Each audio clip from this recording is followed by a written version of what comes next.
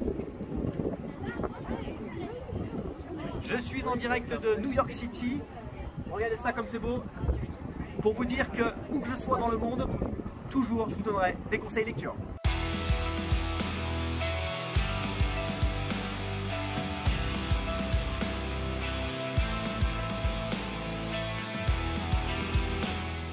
Salut les amis et bienvenue sur ma chaîne consacrée à ma passion, la lecture. Alors comme vous l'aurez remarqué, j'ai eu un petit peu de mal à redescendre de mon voyage américain. En plus, quelques jours après, j'ai participé au festival sans nom à Mulhouse. Alors c'était la 10e année et c'était incroyable. Je vous laisse d'ailleurs aller sur mon blog Les Livres de K79, je vous raconte tout ça. J'ai donc vécu comme dans un rêve hors du temps pendant une quinzaine de jours. Mais maintenant, la réalité reprend ses droits. Je vais vous laisser entre-temps le temps de me préparer et vous abonner en dessous. Ça, c'est pour soutenir mon travail. Moi, je reprends les affaires. Je continue de vous parler de la rentrée littéraire et je vais vous parler de tous les livres qui m'ont plu dernièrement. Charline Malaval, je l'avais découverte l'année passée avec Le Chant du perroquet. D'ailleurs, ce livre avait fait partie de mes coups de cœur 2021. Et cette fois-ci, elle revient avec Sorcière de la nuit, toujours aux éditions Prélude. Et comme à son habitude, elle va mélanger la petite histoire avec la grande. En 2018, Pavel, un jeune homme, part avec son oncle à la recherche de vestiges de la Seconde Guerre mondiale. Et dans une forêt, il tombe sur la carcasse d'un avion. Et dans cette carcasse, il y a le cadavre d'un pilote. Le texte fait des allers-retours avec le passé. Et en 1942, on suit Anya, une jeune femme qui participe avec d'autres à un processus de recrutement assez particulier. En effet, l'armée russe fait appel à des femmes pour piloter leurs avions. Oui, je me suis dit, tiens, je vais mettre des lunettes, ça fera aviateur. J'ai l'impression que ça marche pas. De toute façon, j'ai pas de budget. Grâce à cette aventure, le lecteur devient le témoin d'un fait historique très peu connu. Et oui, les femmes ne sont pas uniquement restées à l'arrière, elles ont aussi joué un rôle prédominant dans les batailles elles-mêmes. Les sorcières de la nuit, c'était le surnom que leur donnaient les Allemands, parce qu'elles agissaient la nuit, elles arrivaient comme par magie, et surtout elles leur faisaient très peur. Alors elles ont dû faire face à des combats terribles, meurtriers, violents dans les airs, mais aussi les Allemands s'étaient mis pour principal objectif d'éliminer cet ennemi féminin qui remettait un petit peu en cause leur virilité. Et comme si ça ne suffisait pas, en plus du camp adverse, il y a eu aussi les hommes de leur propre camp qui ne se sont pas gênés pour leur mettre des bâtons dans les roues, enfin, ou dans les ailes. Et oui, en 2022, la place de la femme n'est toujours pas ce qu'elle devrait être, alors imaginez en 1942. Charline Malaval a réussi le plus dur, c'est-à-dire confirmer. Elle rend un très bel hommage à ces femmes extraordinaires. Par leur courage, leur détermination, elles ont montré que tout était possible à n'importe quelle époque. Et même si elles ont connu un destin plutôt tragique, elles ont quand même été les précurseuses, et ça valait bien un beau roman.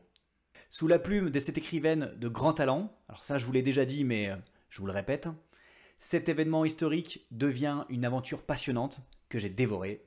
À vous de jouer. Pour moi ce sera voyelle, consonne, voyelle, consonne, voyelle, consonne, consonne, consonne, consonne. Voilà la meilleure manière que j'ai trouvé de vous parler de cet auteur polonais, au nom imprononçable. Alors j'ai fait plusieurs essais, mais alors franchement j'ai renoncé parce que j'ai vraiment eu peur de l'écorcher. Alors il s'appelle Marilla et il a écrit Madame Mort a disparu aux éditions Agulot. Alors en fait, sous ce nom se cachent deux auteurs, aux noms aussi très compliqués, mais qui sont à mon avis prononçables. Je vais le tenter d'ailleurs. Ils s'appellent Jacek Denel et Piotr Tazinski. Facile. Ils se sont mis ensemble pour créer une nouvelle série de ce que l'on appelle aujourd'hui des cozy mystery. Alors pour ceux qui ne connaissent pas, c'est en gros des enquêtes policières, des crimes qui sont résolus par des amateurs. C'est en gros du polar maison quoi. Mais la particularité de ce nouveau venu concerne la période et les lieux où se situe l'action. En effet, nous sommes à Cracovie à la fin du 19e siècle.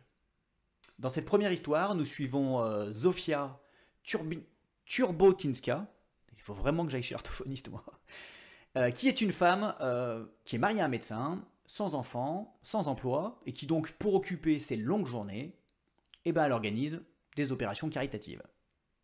Mais lorsque dans une maison de soins privés, on découvre plusieurs cadavres, sa passion pour les romans policiers va prendre le dessus, elle va s'emparer de l'affaire et vraiment essayer de tout faire pour découvrir la vérité.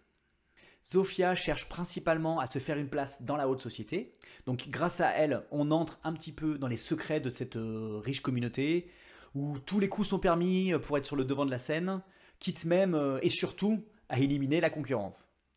Chaque geste est analysé, on dénigre les autres, les rumeurs vont bon train, en gros un beau panier de crabes.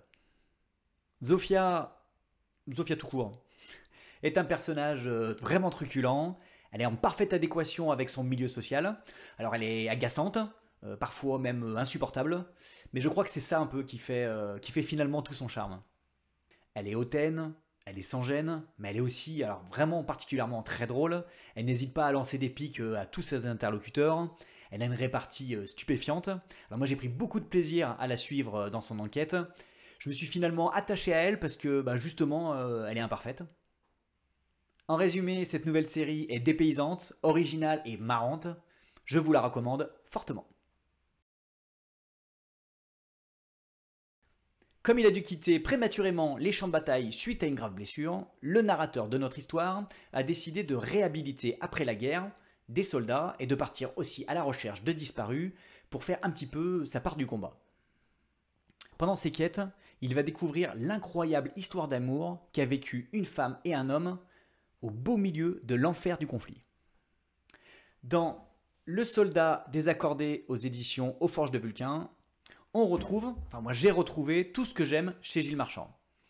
C'est un auteur qui s'empare de thèmes souvent tragiques et nous les rend supportables. Il nous entraîne cette fois-ci sous le feu des tranchées, grâce aux différents témoignages des acteurs de l'époque que récupère le narrateur, on apprend une nouvelle version des événements, les personnages nous racontent des scènes surprenantes, souvent violentes, et on revit un petit peu les faits de l'intérieur. Sans jamais tomber dans le pathos, il nous offre une histoire terriblement humaine, proche de ses protagonistes. Le résultat est un roman très émouvant, une sorte de lumière dans l'obscurité. On comprend que l'amour entre deux êtres peut transcender toutes les situations, même les plus tragiques.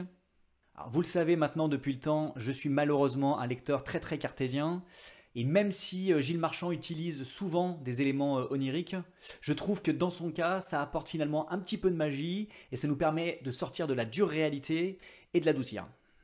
C'est un auteur qui allie parfaitement ses convictions sociales, humaines, qui sont fortes, sa bienveillance envers les gens, et sa poésie pour envelopper tout ça. Alors ce roman est très court, j'en aurais voulu forcément un petit peu plus, mais je pense qu'il n'a pas vocation à détailler la guerre, mais simplement d'en dénicher les belles choses. Les textes de cet écrivain valent de toute façon le détour, juste simplement par la beauté de la langue. Laissez-vous tenter par la douce musique de Gilles Marchand. Avec les livres d'histoire, les films, les documentaires radio, télé, les romans, les récits, on a l'impression de presque tout savoir sur l'être humain. Malheureusement, lorsqu'il est question de son côté sombre, on n'est jamais au bout de nos surprises. Et c'est une nouvelle fois le cas avec Les Exportés aux éditions Flammarion. Sonia De Villers est une journaliste et présentatrice que j'écoute assez souvent à la radio. J'aime beaucoup sa façon enthousiaste d'échanger avec les invités et de faire ressortir de ses interviews des choses très intéressantes. Donc lorsque j'ai appris qu'elle avait écrit ce récit, j'ai pas hésité. Elle s'attaque à un thème assez difficile. Elle nous raconte elle aussi des faits très marquants de son pays d'origine. Sa famille maternelle a quitté la Roumanie en 1961. Alors ils auraient pu être simplement des immigrés comme tant d'autres, mais ils ont fait l'objet d'un trafic assez morbide. Et pourquoi, vous allez me dire? Tout simplement parce qu'ils étaient juifs. L'État les a utilisés comme une sorte de monnaie d'échange. Alors, je vais vous laisser découvrir par vous-même la teneur de ce marché, parce que alors vraiment, la surprise, elle est de taille.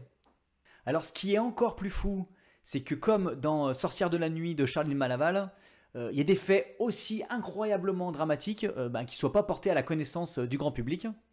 Même si quand on voit que les ancêtres de l'autrice, qui ont été des véritables victimes, eh ben, ils décident d'enterrer un petit peu leur passé, de ne pas l'exposer au monde, eh ben, on comprend facilement que des crimes passent dans l'oubli. Sonia De Villers, elle, ne veut pas se taire, elle veut redonner une humanité à sa famille, une famille qui avait un grand avenir devant elle et qui est devenue la poudre d'un canon idéologique dévastateur. Cet essai est donc primordial pour montrer l'horreur dont est capable l'être humain et pour surtout que l'histoire ne se répète pas, jamais.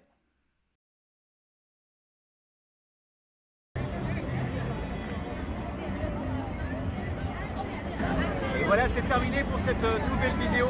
On se retrouve bientôt. Moi, je vais profiter un petit peu ici de Big Apple. Regardez tout ça, c'est magnifique. J'y vais. Je vous souhaite une bonne journée ou une bonne nuit. Je ne sais pas où vous êtes. Et je vous souhaite et je vous dis à la prochaine. Bonne lecture. Je vous kiffe.